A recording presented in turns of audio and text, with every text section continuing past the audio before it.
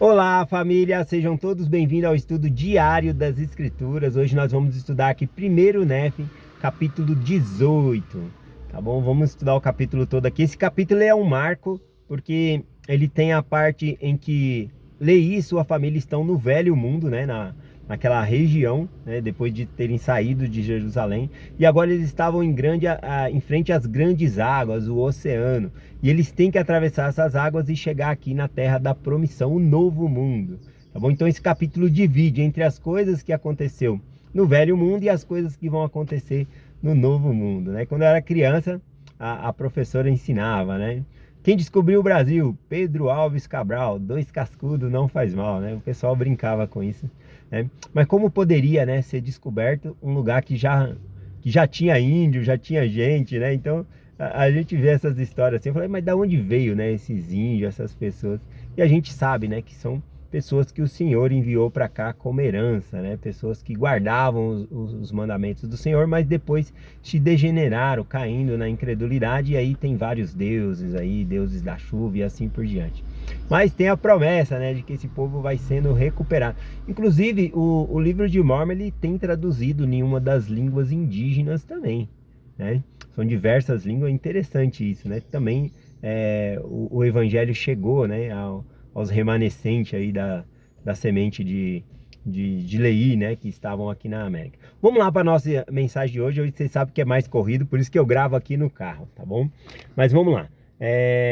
Capítulo 18, eu não vou ler todos os versículos, mas a gente consegue ver aqui no capítulo anterior que Lamã e Lemuel, alguns dos filhos de Ismael, não queriam trabalhar, justamente porque Lamã, sendo o primogênito, não dava exemplo, né? Ele não trabalhando, então os outros também não queriam trabalhar. E aí então o Senhor dá um sacode nele, né? Sacoleja eles ali. E aí, a partir desse momento, eles sabem que o poder de Deus está com Néfi e eles começam então a trabalhar. E assim a gente chega aqui no capítulo 18, dizendo assim, o versículo 1 em diante. E aconteceu que adoraram ao Senhor, e acompanharam-me, e lavraram madeira de modo esmerado. E o Senhor mostrou-me de tempos em tempos a maneira que deveria trabalhar as madeiras do navio. Ora, eu, Néfi, não trabalhei a madeira do método que os homens conheciam, nem construí o navio pelo método dos homens, mas construí-o pelo método que o Senhor me havia mostrado. Não foi, portanto, igual ao dos homens. Interessante, 2 coisas que eu quero compartilhar nesse versículo aqui. Primeiro, que o Senhor mostrou a Néfi de tempos em tempos, ele não recebeu a revelação de uma vez. Então, nós temos que buscar o Senhor sempre, porque de tempos em tempo ele vai nos revelando o que nós devemos fazer. Outra coisa, que ele construiu o navio não pelo método dos homens, né? Mas pelo método que o Senhor havia mostrado. E até mesmo as madeiras do navio, ele lavrou de modo esmerado, mas da maneira que o Senhor mostrara a ele, né? Não da maneira dos homens. Isso mostra para nós que isso faz algo a refletir, né? Do que jeito que o Senhor quer que eu faça a minha família, que eu construa a minha família, que eu alicerce a minha família, pelo método dos homens ou pelo método do Senhor, né? Às vezes uma pessoa está com um casamento todo fragmentado, difícil, está fazendo terapia de casal, gastando dinheiro com psicólogos, né? Não tirando o mérito da profissão, mas às vezes não é o método dos homens, às vezes vai ter que ser o método de Deus para funcionar.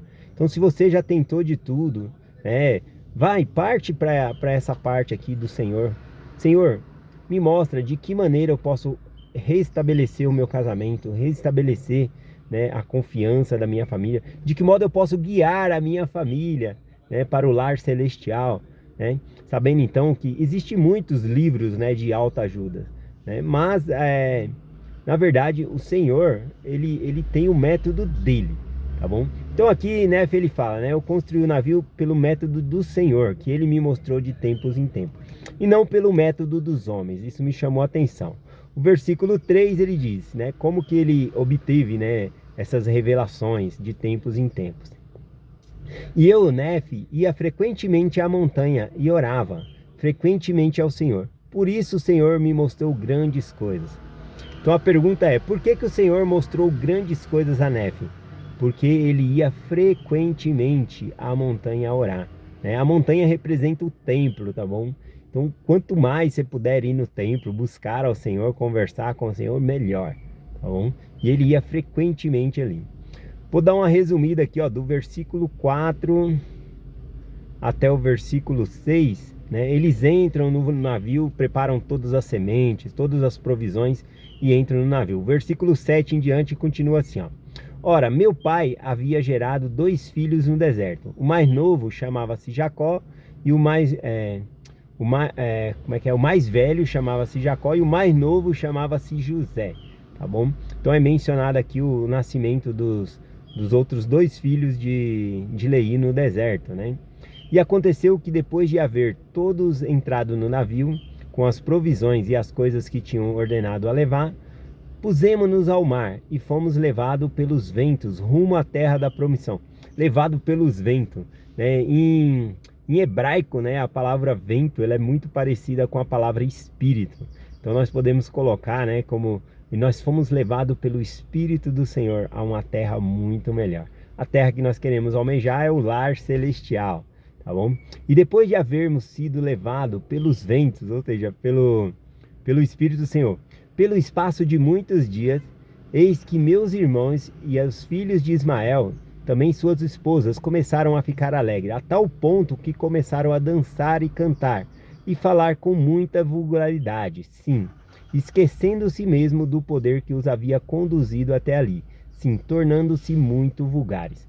Qual que é o problema aqui? Será que o problema aqui é cantar? Será que o problema é dançar? Será que eu não posso cantar e dançar? Será que é isso o significado aqui?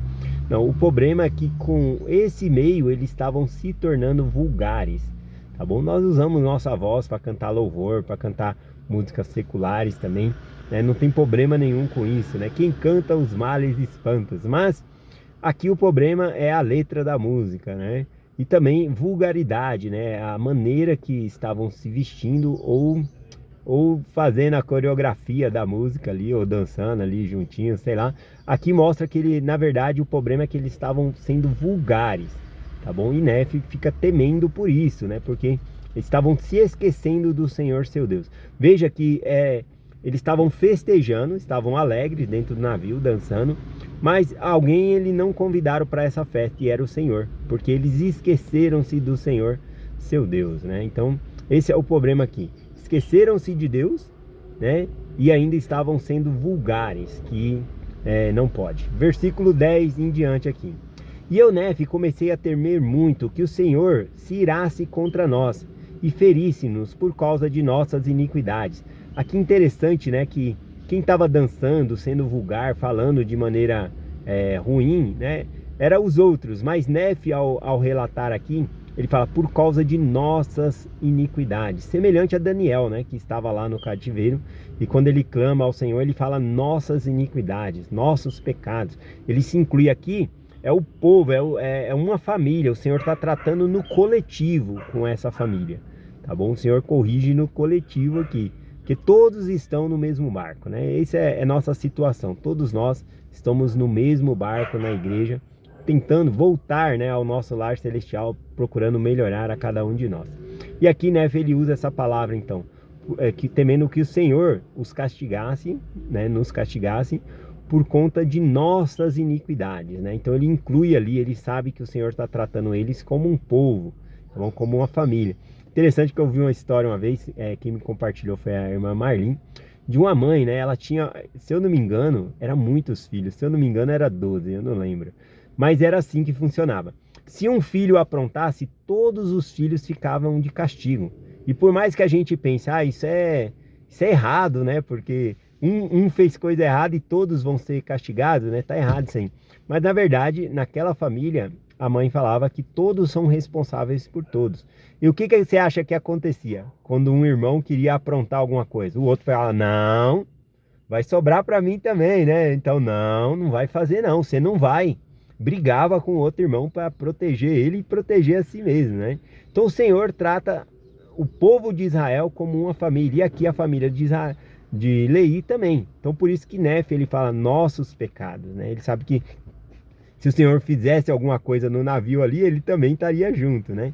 Mas também ele temia, né, pela alma ali de Lamã, Lemuel e as pessoas que estavam se desviando do caminho do Senhor. Então vamos lá, ele continua assim, né? Vou voltar aqui, ó. E eu, Nefe, comecei a temer muito que o Senhor se irasse contra nós e ferisse-nos por causa de nossas iniquidades, e fôssemos tragados pelas profundezas do mar.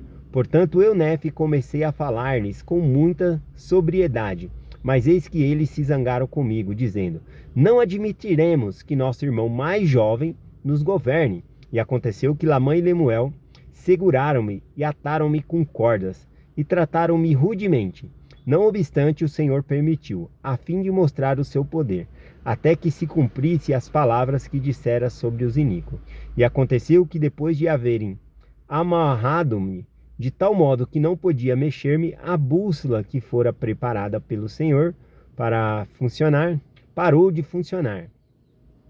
E não sabiam, portanto, para onde deveriam dirigir o navio, pois levantou-se uma grande tempestade. Uma observação, né, que ali a Rona, né, ela servia ali como uma bússola, mas ela tinha um poder, né, externo que fazia ela funcionar, que era a fé. Então, se tivesse na mão de pessoas erradas que não tem fé, ela não funcionava. Então, por isso que ela não funcionou na mão aqui de Lamã e Lemuel, porque eles estavam sendo iníquos, tá bom? Até mesmo na mão de Leí, né, e quando eles não deram muita atenção ali a Rona, ela também parou, né, de funcionar ali. Eles não sabiam muito bem os lugares que eles deveriam ir no deserto. Mas a partir do momento que eles prestaram atenção, né, colocaram energia nisso, né? Ali a Rona é algo bem interessante, é uma tecnologia que funciona por meio da fé, né? É algo incrível isso. Bom, enfim, ela parou de funcionar. E aí, então, levantou-se também uma grande tempestade, ou seja, eles poderiam ainda ser guiados por meio das estrelas, do sol. O sol nasce para esse lado, a gente tem que continuar indo para esse lado aqui. Mas não, levantou-se uma tempestade, fechou o tempo, então não tinha como eles dirigir o navio. Continuando, né, no 13. E não sabiam, portanto, para onde deveriam dirigir o navio, pois levantou-se uma grande tempestade, sim, uma grande e terrível tormenta, que nos fez retroceder pelas águas pelo espaço de 3 dias. E eles começaram a ter medo de que se afogassem. Não obstante, não soltaram. Eles temeram, né, que o mar ali os tragasse para dentro da água, que eles morressem todo mundo. Mas mesmo com medo, eles não soltaram Nefe ali, né? Continuaram medindo forças com o Senhor ali. Não dá para medir força com o Senhor.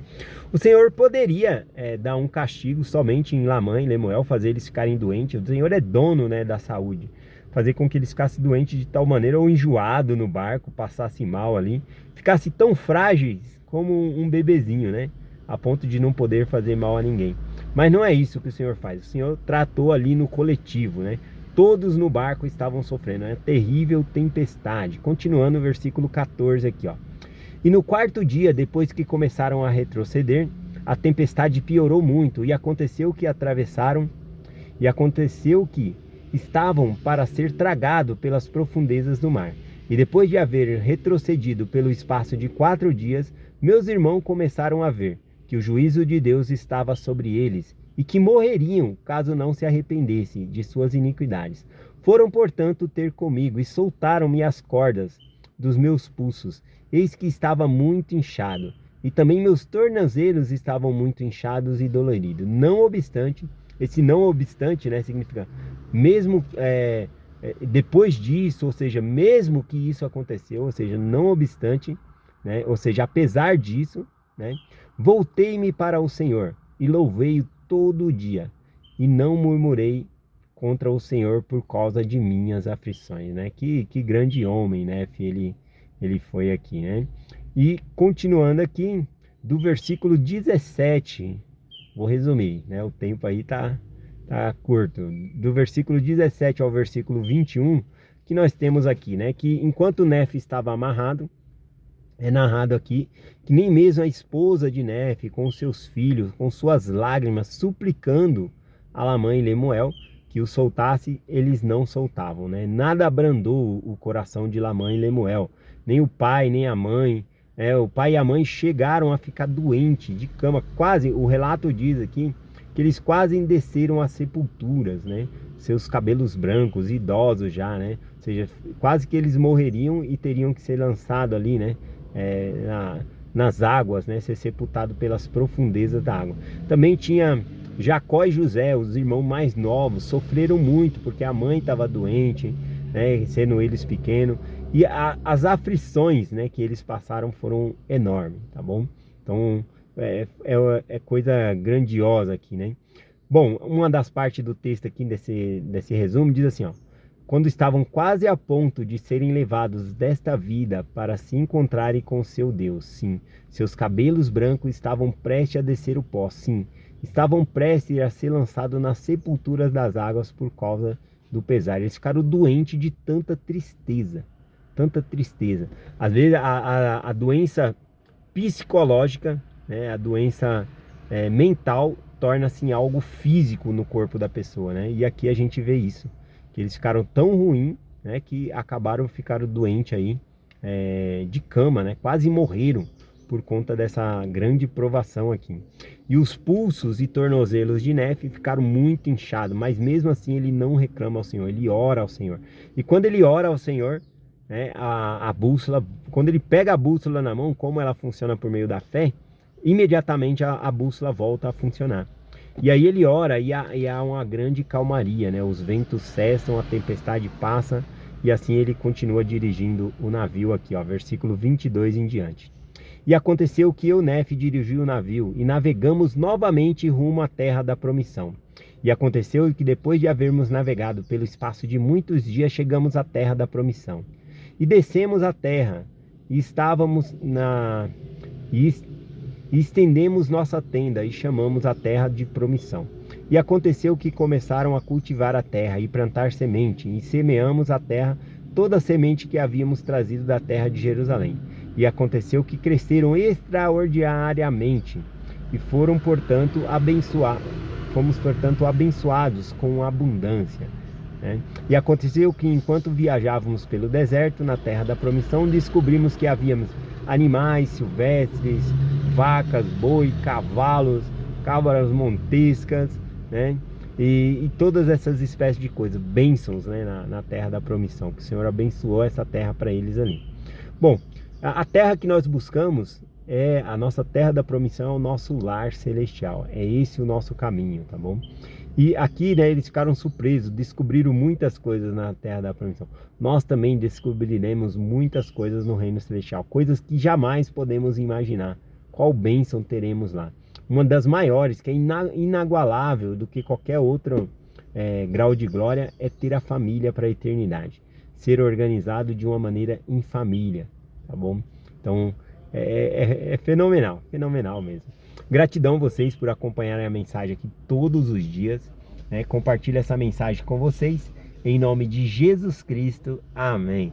Até amanhã.